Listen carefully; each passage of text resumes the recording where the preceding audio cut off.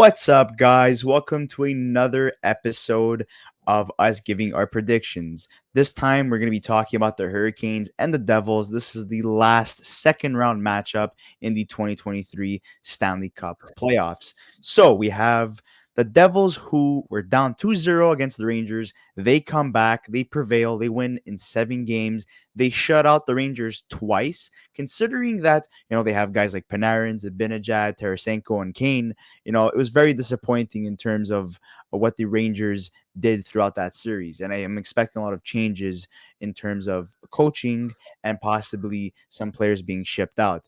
But the Devils having Akira Schmid, coming in relief for Vitek Vanacek, who was their starter for majority of their season and for the playoffs, and he gets 2 shutouts against the Rangers. It's very impressive. It's his first time, playing playoff hockey before, and he's showed a lot of signs of maturity. Then you have the Hurricanes on the other end, who face the Islanders, and for having a depleted lineup, having no Svechnikov and having no Tivo Teravainen either.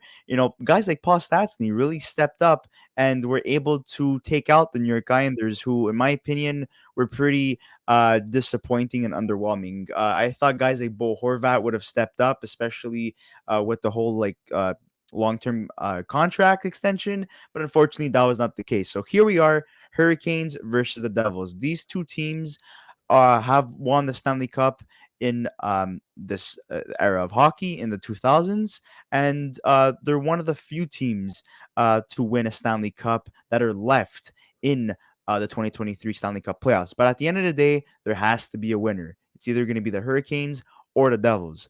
But I do believe this is the most even matchup that we have so far, and I do believe this will be determined in 7 games. And I got to stick with New Jersey Devils. Yeah, well, I think that for me, I watched the Devils, and obviously I predicted Devils to beat the Rangers in 7 in the first round matchup that we did against the Rangers. I'm a big believer in this Devils team. I think Lindy Ruff's done a fantastic job at building, not building this team, but coaching this team the way I think he wants to. And the Devils are playing some fast hockey, man. They're a fast team. They're one of the fastest teams in the NHL. They absolutely dominated the Rangers in Game 7, and it was fantastic to watch. And honestly speaking, um, you know, he made a very bold move. Lindy Ruff, after Game 2 of the series, they went down 2-0. Vitek Vanacek struggled in Game 1 and Game 2. There was a lot of worry in regards to that because the Devils had lost both games at home. He goes with Akira Schmid for game number 3, and they haven't looked back since. Akira Schmid has a 951 save percentage in these playoffs. He's 4-1, which is absolutely spectacular. He stood on his head in this series, but I want to give credit where credit is due.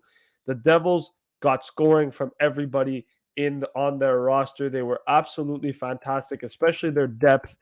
Eric Haula, who had 6 points in this series, 4 goals, 2 assists. He was a big reason as to where the Devils ended up being. Jack Hughes with 5 points. Andre Palat, who we all know the type of player that he is and the cup champion that he is, stepping up for the Devils in this series. Nico Hischier, no goals but 5 assists. Jesper Bratt and obviously Dawson Mercer as well.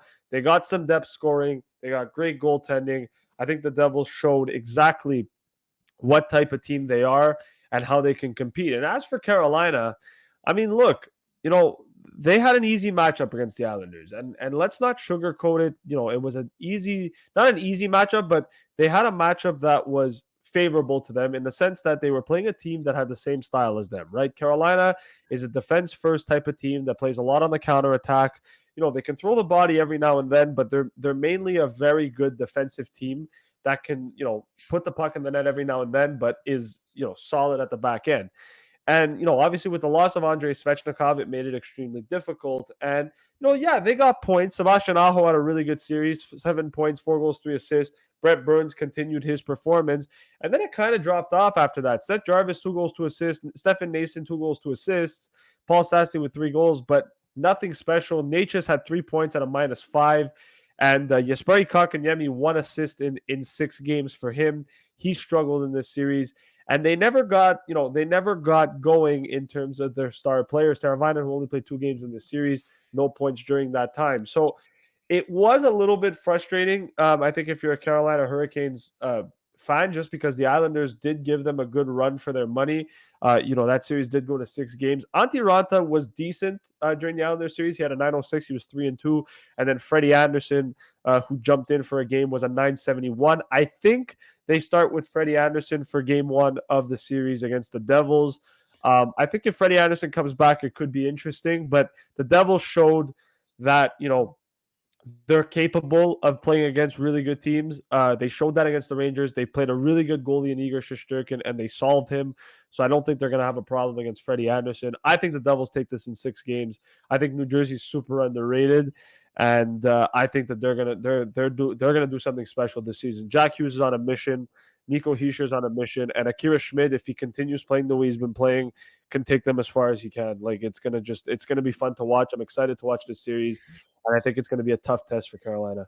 Well, look, we spoke about this in the first round series between the Islanders and the Hurricanes. We said that guys were going to have to step up in relief of Svechnikov. And there was. You look at Seth Jarvis, you look at Stefan Noesen, you look at Paul Stastny that really stepped up and really helped the Hurricanes defeat the Islanders. But young guys like Jesse Puljujarvi, Jesperi Kotkaniemi, what are they doing? They're supposed to be a lot better. This is not the Even first Nate, time. even Nate just wasn't great. Yeah, he was decent. Okay, so those two guys in particular have had playoff experience. Puliarvi with the Edmonton Oilers, and Kokiniemi has been known to be a very good playoff performer. We've seen what he was capable of doing with the Montreal Canadiens. But in this case, if they want to win versus the New Jersey Devils, those two players are really gonna have to step up, and Nikash is gonna have to be a lot better in terms of his defensive play. Offensively, he's great, but being -5 against an Islanders team that could barely score or really have a hard time scoring goals, that's not the best when you're on for those goals. So they're gonna have to work on that. I think Freddie Anderson is the goaltender they go with. He was signed um, to be the starter from the start. Ranta just had the opportunity of playing more because Anderson's known to be an injury-prone goalie, and Ranta was the goalie they went with last year in the playoffs because Freddie Anderson was injured. But with Kochetkov in the mix, that's also a possibility. What I like about these two teams is that they have the best goalie depth. So you have Blackwood, Schmid, and Vanacek on New Jersey's end, and with the Hurricanes, you have Kochetkov, Anderson, and Ranta. So, I mean, any of those guys could get starts, in my opinion. But with the Devils, Eric Holla, that whole trade for Pavel Zaka, we all thought it was going to be one ended, but at the end of the day, the Bruins are out. Zaka had a great season, gets an extension. Eric Holla is going to be available at the end of the season, but he was their best player in the first round versus the New York Rangers, and I do believe he will continue to do so. Then you have And I Andre. Yeah, go ahead. and I just want to interrupt you a second. So what's interesting about, you talked about Eric Holla, and I want to talk about how crazy this is, okay? Because Eric Holla was brought in the Zaka trade, like you said, right? 6 points in this series. The Devils at the trade deadline also made another acquisition, right?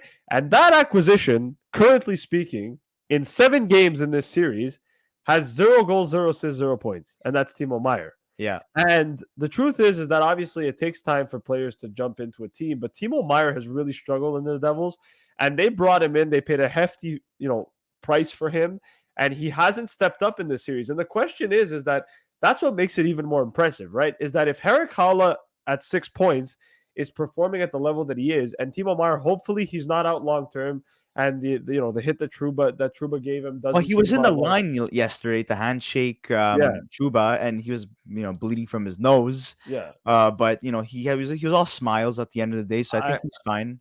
I think he'll be okay, but if he's ready to go for the second round of the series, if Timo Meyer can get going and Jack Hughes continues to keep playing, and Heischer and Bratt, the Devils are going to be unstoppable, right? And Thomas Tatar, who scored a big goal yesterday in Game 7, he needs to step up as well. If they can get scoring from Tatar, if they can get scoring from Timo Meyer as well in this series against Carolina, and if those top guys as well that are up there can keep scoring as well, New Jersey's going to run Carolina's show. Like it's not going to be close. And the thing is that that's what makes it even more impressive about the Devils is that a lot of it is secondary guys, right? Palat, Hala, Dawson Mercer.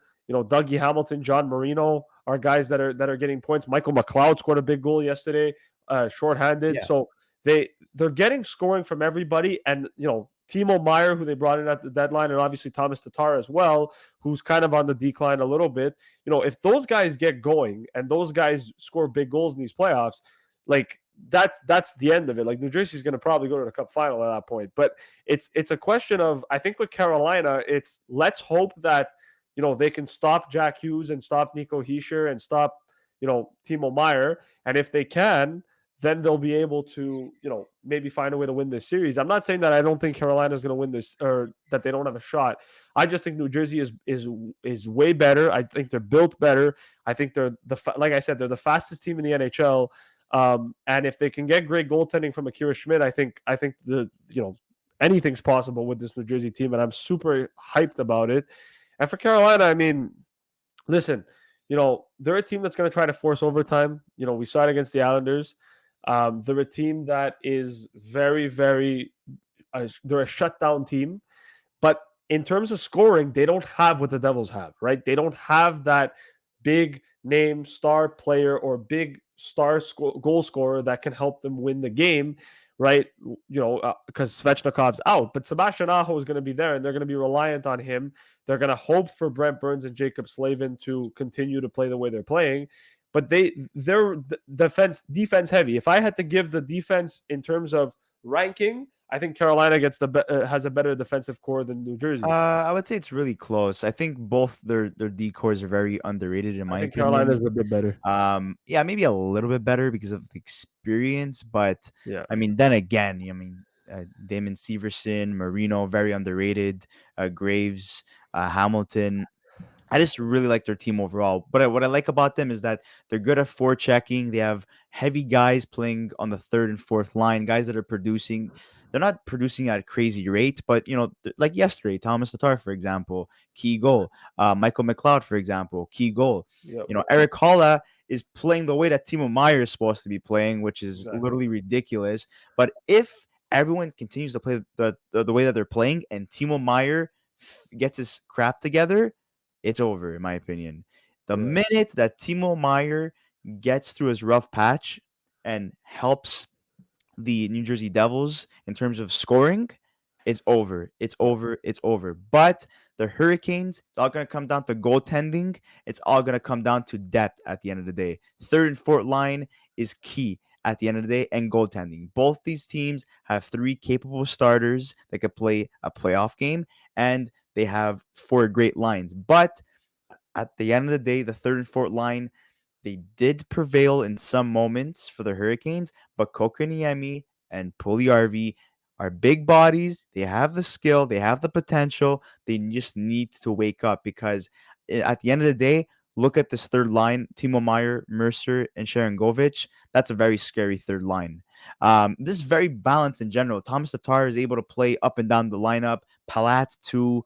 The fourth line, it's decent in my opinion. It's nothing crazy, but good checking line, a good energy line. And then if you look at the Hurricanes, they're a little bit older in terms of the third line, Stastny and Stepan. But again, Stastny was very clutch in the series against the Islanders. So we'll see what happens, guys. But we'd like to hear your predictions in the comment section below. Don't forget to like this video and subscribe to our channel if you haven't already. We'll love to debate with you guys. I know there's going to be a lot of people saying that the Hurricanes are going to win this, but at the end of the day, I think it's the most even series out of every series we've covered in the second round so far, and it's very exciting seeing a lot of new faces in the mix or teams that haven't won in a very long time. So, guys, we'll see you on the next episode of the Young Guns podcast. Thank you so much, guys, for watching.